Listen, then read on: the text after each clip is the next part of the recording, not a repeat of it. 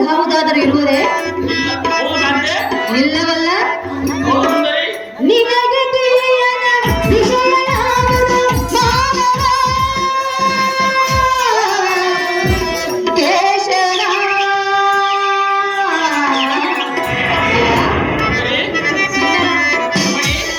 ಇದು ನನ್ನ ನಿನ್ನ ವಿಷಯ, ಇದು ನನ್ನ ನಿನ್ನ ವಿಷಯ.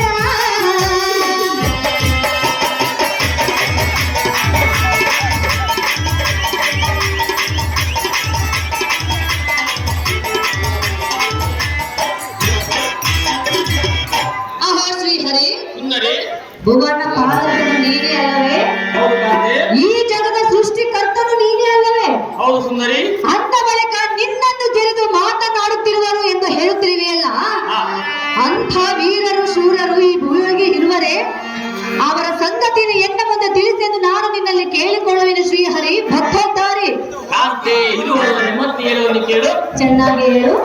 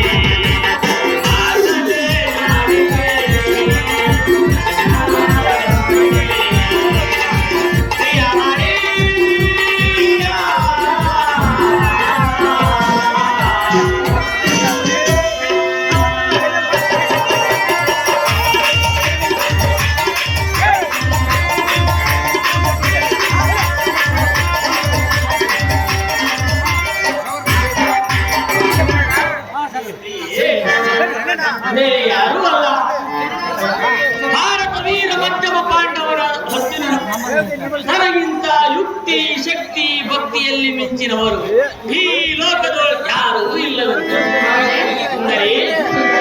ನಾನು ಆತನಿಗೆ ಸಾರಥಿಯಾಗಿದ್ದರಿಂದ ನನ್ನನ್ನು ಕೇವಲ ಕೂಲಿಗೆ ಸ್ವಾಧೀನ ಮಾಡಿಕೊಂಡಿದ್ದರಂತೆ. ಮನೆಯ ರುಕ್ಮಿಣಿ ನಾರದ ಮುನಿಪುಂಗ ಅವರಿಂದ ತಿಳಿದು ಬಂದರು. ಕೇಳಿದ ರುಕ್ಮಿಣಿ ಸೌಂದರ್ಯದ ಗಣಿ. ಇದೇ ನಾಟಕದಲ್ಲಿ ಕೃಷ್ಣನ ಪಾತ್ರ ಮಾಡಿದಂತ ಬಾಣಾಪುರ ಹನುಮಂತಣ್ಣ ಇವರು ಹಾರ್ಮೋನಿಯಂ ಮಾಸ್ಟರ್ ಅಂತ ಕರಿಬಸವಗೌಡ ಸರ್ ಅವರಿಗೆ 501 ರೂಪಾಯಿ ಮತ್ತು ಚಂದ್ರಶೇಖರ್ ಮಾಸ್ಟರ್ ಅವರು ಹಾರ್ಮೋನಿಯಂ ಮಾಸ್ಟರ್ 501 ರೂಪಾಯಿ, ತಬಲಾ ಮಾಸ್ಟರ್ ನಾಗೇಶನ್ ಅವರಿಗೆ 501 ರೂಪಾಯಿ ಮತ್ತು ಸಾರಥಿ ಪಾತ್ರ ಮಾಡಿದಂತವರಿಗೆ 501 ರೂಪಾಯಿ ಮತ್ತು ಚಾಮುಂಡಮ್ಮನವರಿಗೆ 501 ರೂಪಾಯಿ ಮತ್ತು ಉಮಾಕ್ ಅವರಿಗೆ 501 ರೂಪಾಯಿ, ರುಕ್ಮಿಣಿ ಪಾತ್ರ ಮಾಡಿದಂತ ಸುಮಕ್ ಅವರಿಗೆ ಕೂಡ 501 ರೂಪಾಯಿಯನ್ನು ಇದೇ ನಾಟಕದಲ್ಲಿ ಕೃಷ್ಣನ ಪಾತ್ರ ಮಾಡಿದಂತ ಬಾಣಾಪುರ ಹನುಮಂತಣ್ಣ ಇವರು ಬಹುಮಾನ ಪ್ರಕಾರ ಮಾಡಿರುತ್ತಾರೆ. ಅವರಿಗೆ ನಮ್ಮ ಹೃತ್ಪೂರ್ವಕ ಅಭಿನಂದನೆಗಳು. ಇದೇ ಆಟದಲ್ಲಿ ಕೃಷ್ಣನ ಪಾತ್ರ ಮಾಡಿರ್ತಕ್ಕಂಥ ನಮ್ಮ ಆತ್ಮೀಯ ಸ್ನೇಹಿತನಾದ ಆನಂದಣ್ಣನವರಿಗೆ ಹೃತ್ಪೂರ್ವಕ ನಮಸ್ಕಾರ. ಕೃಷ್ಣನ ಪಾತ್ರ ಮಾಡಿರುವಂತ ಹೃತ್ಪೂರ್ವಕ ಅಭಿನಂದನೆಗಳು.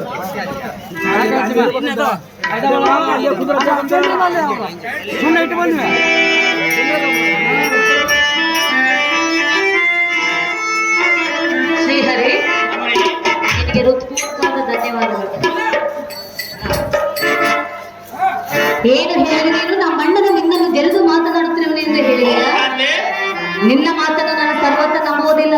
ಅದು ಏತಕ್ಕೆ ನಂಬಲಾರ ಸುಂದರಿ? ನನ್ನ ಅಣ್ಣನ ನಿನ್ನ ಮಿತ್ರನಲ್ಲವೇ? ಹೌದು ನಿನ್ನನ್ನೇ ನಂಬಿ ಬದುಕುತ್ತಿರುವನಲ್ಲವೇ? ಹೌದು ಸುಂದರಿ, ಆದರೂ ಅವನಿಗೆ ಗರ್ವ ಬಂದಿರುವುದು. ಆದರೂ ನಿನ್ನನ್ನು ಜರಿದು ಮಾತನಾಡುತ್ತಿರುವನೇ. ಹೌದು ಕಾಂತೆ, ನಿನ್ನ ಮಾತು ನಾನು ಒಪ್ಪಲಾರೆ. ಅದು ಏತಕ್ಕೆ ಒಪ್ಪಲಾರೆ? ಹೇಳಲೇ? ಹೇಳು ಸುಂದರಿ. ಹೇಳುವ ಕೇಳು. ಏನು ಚೆನ್ನಾಗಿ ಹೇಳು. ಜಗದೊಡೆಯ ಜಗನ್ನಾಥ ನೀನೇ ಹೇಳುವ ಮಾತೇ ಅತಿ ಅದ್ಭುತ. ನೀನೇ ಹೇಳುವ ಮಾತೇ ಅತಿ ಅದ್ಭುತ.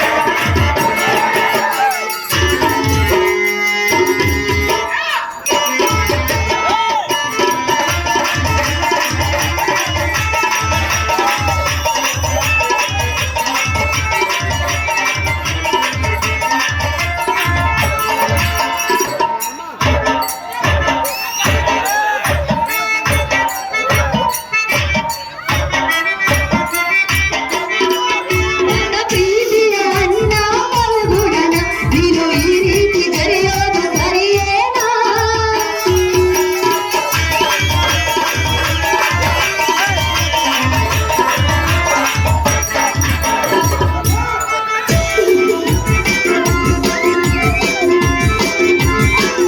ನನ್ನ ಪ್ರೀತಿಯ ಅಣ್ಣ ಮರುಗುಣನ ನೀನು ಈ ರೀತಿ ಜರೆಯೋದು ಸರಿಯೇನಾ? ಉಲ್ಲೋಚನೆ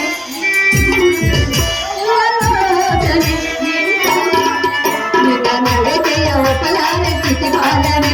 ನಿನ್ನ ನಡೆಗೆಯ ಒಪ್ಪಲಾರೆ ಸ್ಥಿತಿಪಾಲನೆ. ಜಗದೊಡೆಯ ಜಗನ್ನಾಥ ನಿನ್ನ ಮಾತು ಒಪ್ಪಲಾರೆ ನಾ ಸರ್ವದ. ನಿನ್ನ ಮಾತು ಒಪ್ಪಲಾರೆ ನಾ ಸರ್ವದ.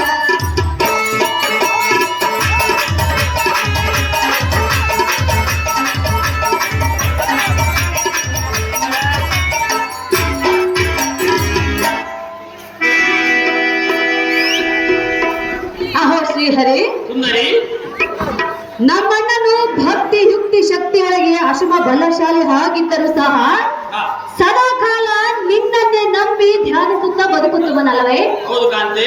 ಅಂದ ಬಳಿಕ ನಮ್ಮಣ್ಣನಿಗೆ ಗರ್ವ ಬಂದಿರುವುದು ನನ್ನನ್ನು ಜರಿದು ಮಾತನಾಡುತ್ತಿರುವನು ಎನ್ನುವ ನೀನೇಳುವ ಸಂಗತಿಯನ್ನು ನಾನು ಸರ್ವತ ಒಪ್ಪಲಾರೆನು ಪ್ರಿಯ. ಇದೇನಿದು ನನ್ನ ಅಣ್ಣನ ಮೇಲೆ ನಿನ್ನ ಅನ್ಯಾಯ? ಹೇ ಸಾತ್ವಿಕ,